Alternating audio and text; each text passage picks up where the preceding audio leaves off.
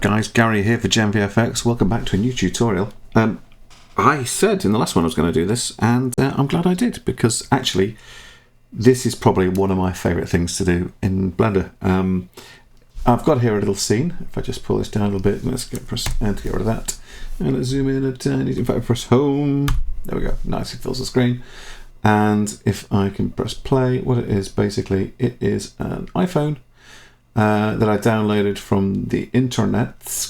It's got a little camera move, which is using my Betacam, which you can get free off Gumroad if you want to. And I've done one for Blender and one for Maya. It's an older version than the Maya version, but I updated it because it broke, and now it still works, so that's fine.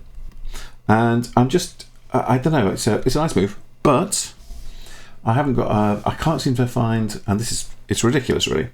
It's a semi-lie. It's just for the purpose of this, but basically I cannot find a nice reflection map that gives me what I want off of here. And so this tutorial is going to be about how to make your own reflection HDRI map and use it in any scene you want, be it a studio setup or whatever you feel. So let's just get on with that now. Okay, so here we are. So we open up a blank scene. What we want to do basically is create a little environment that we can film in. Basically put in a camera and change it so it renders it as an HDRI environment, because we can then use that. So I'm going to create essentially a cyclorama. Now a cyclorama is just basically a piece of fabric or card or paint even, which just goes up a slight curve and then straight up. So it doesn't really have a sharp corner, which allows for nice clean photography. We've got to treat this like we're building a photo studio basically. So let's go into edit mode. Let's look at this. This is all going to be, let's go GY1 minus, there we go. So it's all in front of essentially where our wall is going to be. So imagine our wall is just here. So it's 2 meters wide. Well, let's make it 4 for the sake of argument. So let's go SX2.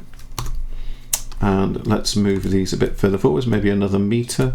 So let's go GY minus 1. There we go. Edit mode again, get that back up, and I'm going to basically extrude this line up. So we've got the back wall. So let's pick this edge and just extrude it upwards in the Z axis to about there. And we're just going to extend it essentially in the Y a bit as well. And there's a reason. That's because most cycs have a curve at the top as well, just a little one. Let's go edit to bring up, press Control B to bring up the edges, control the jockey thingy, bevels basically. And I'm going to increase the segments like this, so we get like 2 nice curves, and maybe make the width a little bit less. Feels a bit more in scale.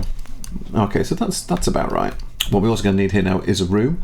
So let's add another plane. I'm going to call this one room, and I'm going to move it in the Y by -1. And I'm going to set the X by 5. Makes it a nice wide room, so there's place to store lamps and lights. Oh yeah, you've got to be realistic. And then go edit. I'm just going to grab this and let's make this room. Let's just move it to about there. That's fine. And then let's take this and let's just extrude this up. So extrude that in the Z, please. And let's have a look. And the next part, we're going to start adding lights and things. So I want to be able to get into this, and I want this to be shaded as if it's only on the inside. So I can do that in cycles, actually. It's not as bad as people make it out to be. It's a simple enough process, changing that to cycles. GPU, so that things are nice and quick. I'm going to set that to 256 and turn on the denoise for even more speed. So go to the shading menu, let's press that onto there. So what we're going to do is we're going to put a shader onto our big box, so that we can only see it when we're inside it. Oh yes. So let's do this. Let's create a new shader. Let's make it something so we can visibly see what's going on. Let's make it a nice red. And let's go add input geometry, so we can get the actual physical, whether it's got the normal facing towards us or not. Let's do it. Let's go to mix color. And we're going to take, essentially we want the result of this to be in the alpha. Now you can see that it's kind of like 50-50, that's because it can't quite decide whether it's to do with whether we have a normal facing us or not. If we take back facing, plug it into the factor, we can then take this down like that. And so basically what we have is a box that we can see the inside of all the time we can't see the outside faces. It's just basically saying, don't show me the faces that are pointing at me genuinely. I want the ones that are on the inside. So that's a very quick kind of like one-sided shader. It's useful, it's fast, it does the job. In fact, that's the first thing. There you go. There you go. So that's it. End of the tutorial. No. So I'm going to change that now just to something a bit darker, like this. And I'm going to take our cyc. Well, actually, I'll rename it to cyc because it's still called plane. And I'm going to very quickly go to the side view. Let's just press Z and then press wireframe. And I'm going to move it GY, move it GY, move it quickly there. And then Z, sorry, then move it up a tiny amount. So it's nice. If I go back here to rendered, there you go. You can see, so it's now sitting neatly on the top. I'm also going to stop myself from being able to pick this room because that's going to constantly get on my nerves. So I'm going to go up here to our filters and turn on the select and turn it off there. So I can't select it. I can only select the cycler arm or anything else, but I can't pick the room. Rule is fixed. So but if I want to pick it, I can pick it that way. So what I can do now is say, right, that's okay. That's a dark room. Let's make it a little bit darker. Let's give it a little bit of bump map. How about that? Oh yeah. So let's get a noise. Pop that there. Let's add into that a vector bump. Pop that in between. Factor of that can go into the height. The normal of that can go into there. And of course, it immediately looks horrible. So I'm going to press, because we've got node wrangler turned on, I'm going to press Control T, brings up the node wrangler. And I'm going to leave it as generated. I'm going to change it to texture because I prefer, I don't know why, it makes very little difference, but I prefer to do it anyway. Let's set the strength of that to 0.1 to get this kind of floor kind of feel to it, you know, it's like slightly rough. And then what we're going to do is we're going to go into the detail and push a bit more in, like that. And we're going to move the lacunarity a little bit towards 1, or at least closer to 1. 1.7, that's fine. Add a teeny tiny bit of distortion because loads of it just looks terrible, but a little bit almost like it's just slightly been, when the floor's been sealed, it's been brushed around a bit. Okay, so it's got that just a little bit of broken nature to it, but it's kind of useful because we do want something that'll pick up a bit of light, because that's fine. So here we are now. We have essentially our room. I'm going to very quickly save this as, in here I'm going to call it HDRI_base. Okay, save. What we're going to do is we're going to add some lights to this. Now I could go add and go light and go area and then just basically lift it up, T, and we can move this light and you can see it's there. But the biggest problem we have with this is we can't actually see those lights, which is a shame because we can go, right, okay, well we can make it, you know, don't make it a portal. We can increase the size of this thing, we can increase the wattage, set it to like 1000 watts, and then we have essentially a light in the environment, and that's great. Yeah, no, that's really, really useful, but you can't see it. And what we need to do is be able to generate light and also something to reflect. So I'm going to delete this area light because it's no use to us at all. And I'm going to add instead a mesh. I'm going to add a plane. I'm going to bring it over here. I'm going to lift it up, and I'm going to start turning this into a light. Now I'm going to add a new shader. There it is. And I'm going to add into this a texture. Now because it's a flat plane, it already has UV coordinates. We've created it. It's really, really good. We like. So I'm going to then texture this. I'm going to add a gradient texture. And I'm going to press Control T again, node wrangler being on. I'm going to change the point to texture and the UV into the vector. And so I'm going to add into this a color ramp like this, which I will put over here. Color going into the factor, and then that color going into our emission. So let's do this because we're going to turn this into basically a circular light. So that can go into our strength. And at the moment it's got a linear gradient on across it. You can see it's lighter and darker. I'm going to change this over to a spherical one. And if you look, we kind of have 1/4 of a circle, and that's because even with the texture mapping based on the object, the gradient works from 0, whereas we need to start at 0.5 and 0.5 because it's got to be spherical, so we want it in the middle. So if I then go, right, okay, let's set that to 0.5, set that to 0.5, and you're like, yeah, I can see that, 0.5, not 0.52. There we go, I can see that in there. So if I push this, you can now see I've got a bit of control over this. Now, you might notice that this loses control once it reaches past 0.5. That's because the circle is still too big. So we put 0.5 on the scales, and now it kind of fits. So that's just, you know, the mapping of a gradient texture is basically UV into vector. We want the X and Y point to be the center, which is 0.5, and the scale as you set the X and Y to 0.5. If I move this to the Z, you'll see what happens here. It's basically, if you think about the sphere as actually being a 3D sphere, it's almost like it's passing in, reaches optimum, and then passes out. And that is basically exactly what it is. It's just a sphere of luminance. But because we're using it into a color ramp, what we can do is we can control what we're getting out of it. Now, again, these are values 0 to 1, and we're putting this into the strength. What we can do here is we can say, right, okay, this needs to be higher. So what we can do is go here, go converter, go to math, drop it in, change this to multiply, and then we can crank that value right up. Okay, so if I set that to 15, I can lift this up here, and let's rotate this in the XRX. And it's acting like it is a studio light, which is exactly what we wanted. And you can see it's reflecting, but of course it's in a box where it needs to really be transparent in certain places. So what we're going to do then is we're going to take essentially the ramp itself, because we want values between 0 and 1, because we're only doing it for the alpha, we're not doing it for anything else, and we want that to be between 0 and 1. So we're going to pop this, the output of this, into the alpha. So I'm going to take this and do that, and immediately I'm going to swap anything around or anything. We have essentially a light circle, and that's really lovely. It's really lovely. Of course, we've got a spherical light, and if I push this to the edge, I can push this all the way up, and we have a brightness, or we can have a little bit of softness there. But here's the best thing: lights don't always run in perfect circles. So what we can do is we can zoom in here. I mean, they're perfect circles, but they're not just one big circle. They're normally broken up into other lights, light shapes. So we can do this and bring this down, and then we can just maybe add another one just after that comes back up. And it's kind of like because you can get different kind of feels for lights and stuff. Now, the other thing which is important is to get accurate, realistic lighting models. Now, the color is the thing I'm talking about basically here. So what we need to do, because don't worry about this color can be black. We don't care about that anymore, because the only color we're getting is from the emission.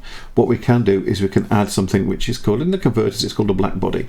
And a black body is basically the temperature that you get from light.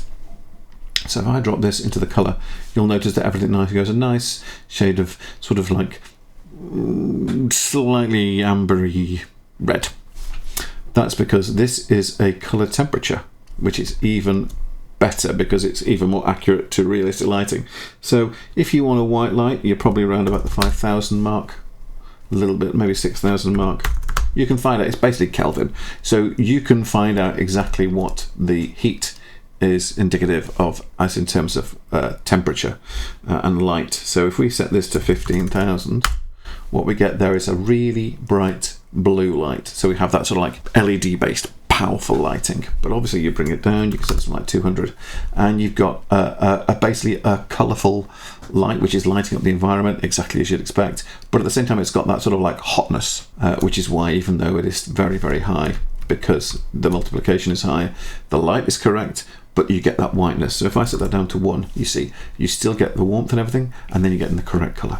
Obviously, sometimes you don't necessarily want a red colour or a LED colour. You want something which is a different colour, and that's when you can have the black body, have it with a low temperature like that, and just use the actual multiply to create the strength, which is what you're doing.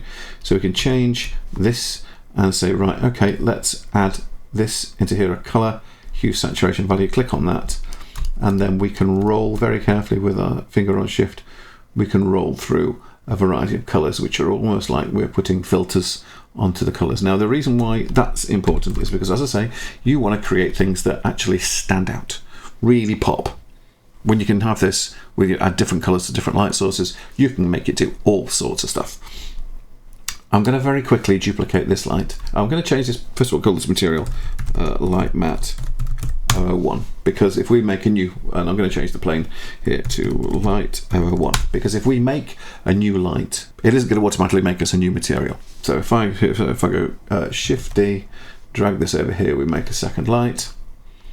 Let's pull this back a little bit to put it here, pull that one back as well, go back to this one. I'm going to very quickly click on the duplicate button, so it makes us a new material based upon the old one. So that's light matte 2. We can just quickly rename it, and then I can just do this. I can shift this so it's, let's go a little bit into the purple. Yeah, better the purple. And so we have a different light. We have still got the light coming from the other one, at least we should have. That's weird.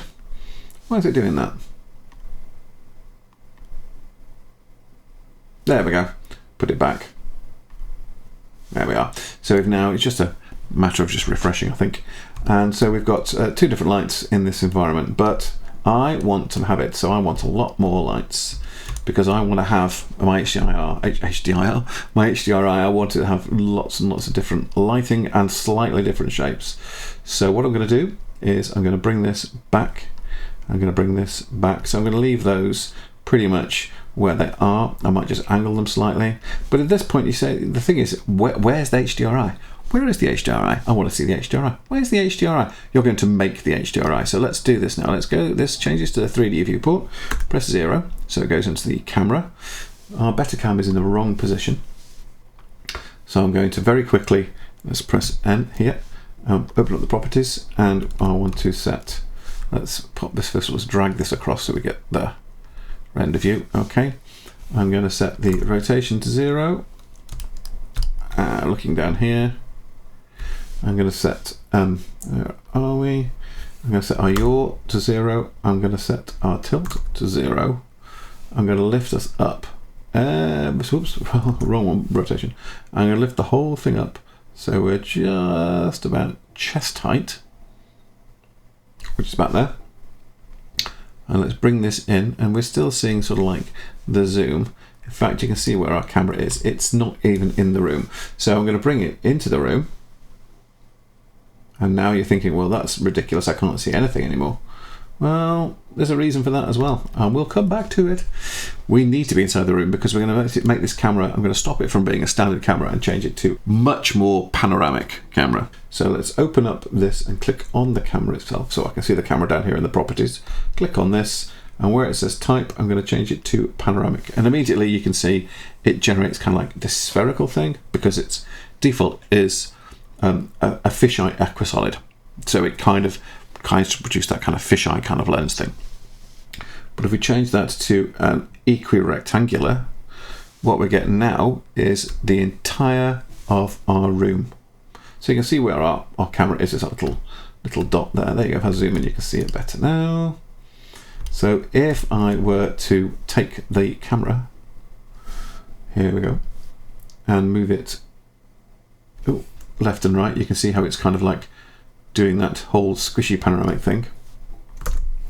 If I move it forwards and backwards, I can get it so I'm now over the top of the cyc. So I get the impression that I would be lit as if I am there.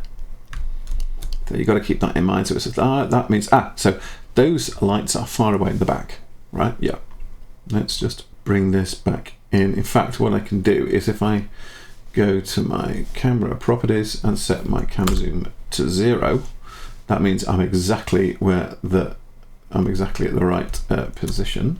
I can now bring this back in here, and there we are. So you can actually see where it is. That's where our camera is, where the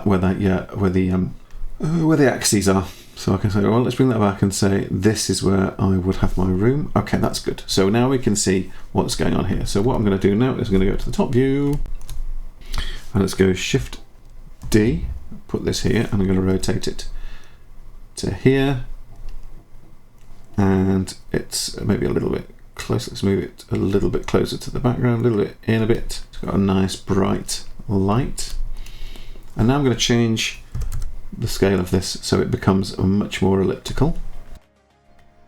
And you know, this bit's sped up basically because there's no need. I'm just repeating myself quite a bit, but it's important to get the thing finished. Basically, you know, I'm making duplicates, moving them around, repositioning, scaling them, adjusting them. You can see the texture map that's going to be rendered, the HDRI or EXR, because this is what we generally render them out as EXRs, but you can render them out as HDR files, which hold 32 bits of color information, which you can then use. So this is a good way to get these things done, and you've got so much variety. You can do all sorts of things. Also, you can basically take a scene that you've got, render out an environment map, and just use that for your lighting for your characters. It's a lot better, it's a lot easier, it's a lot more efficient. Anyway, HDR Tech 001, and we've got this lovely window here, which is set now to the correct resolution. No, it's not. It isn't. It's 2048 by 1024. So we get that sort of like 2x1, which is HDRIs are like. We're then going to go down here. We're going to set it just to render frame 1. We're going to point it at our folders, render project, render in our where have we got projects in our project specific render folder. So go into renders, and we're going to go into. I'm going to create a new folder here because this is not like finals, but it is. But let's go 4.HDRI. And we're going to call it HDRI_tech, like that. And we're going to make sure the file format is gone from PNG to HDR radiance. And let's go to rendering, and let's change this from 4096 to 1024. And I'm going to put on the denoise or the don't noise, whatever you call it. And I'm going to go file, and again, just save, just to be on absolutely safe side, and then I'm going to press F12. And so that's going to render our scene. And that image is finished. Let's have a little look. So yeah, we've got lots of nice little reflections, funny little lights and stuff. And let's go and have a look.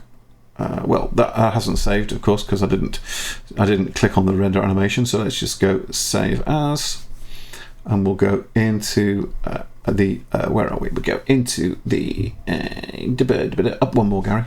Renders HDRI, and we'll call it HDRI_tech_1.HDR. Save that. So now we can just save it again to be sure. Let's go back to our iPhone. Right, so here we are back in our iPhone scene, and we can look now. We can go, right, I want some better lighting. So let me just turn off the light. Don't need that. And we're going to go into here, into the world, where we've got our color here. We're going to click on this. We're going to go to environment texture. Obviously it goes pink because purpley pink is the best color in the whole wide world, if you didn't know. But this only does that because you haven't got textures aren't selected. It's quite good actually, because it's probably one of the most least used colors when you're editing or doing anything like that. So let's go open. Let's go up to the top here. Go into our renders. Go into HDRI. Pick HDR Tech 001.HDR, and bingo, straight away. So I now do this, and you can see we've got different light forms and different stuff going on in this shape, in the form. This is actually quite a dull metal shader on here that I did myself because I'm dull. No, so let's just set that to there. Let's just press home again so it fills it. There we go. And so if I set that roughness to something that's a lot lower, and you'll see now a lot more in terms of like that reflection detail going on in the shape there. There you go. So if I stop this, stop on a frame, just go forward frame at a time. There we go. So you're getting all that lovely luminance from your HDRI inside of your object. And I should build all those little kicky lights. There you go, and stuff on the back here as well. So you're getting lovely information around these, which you weren't getting before. And if you're not happy, you can go into the HDRI, save it as a new version, because don't get rid of it.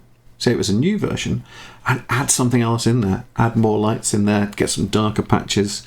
Just throw stuff in and then render out that and have it as another HDRI. Don't get rid of the one you've got. Don't get rid of the scene you've got that made it. Just keep it, because you'll probably find you'll use it. Seriously. It's really quite cool. So I could then render this off, this little animation, and use it in a comp. Anyway, yeah, happy shading, happy rendering, and you know, if, as I said, if you want to know anything more or anything, or you just want to basically spend a bit more time just, you know, doing stuff, then do it. Have a crack. Always have a go. Never not have a go, because this stuff is fun, as it should be. Anyway, that's me now, signing off. I will speak to you all later. Take good care of yourselves, and bye for now.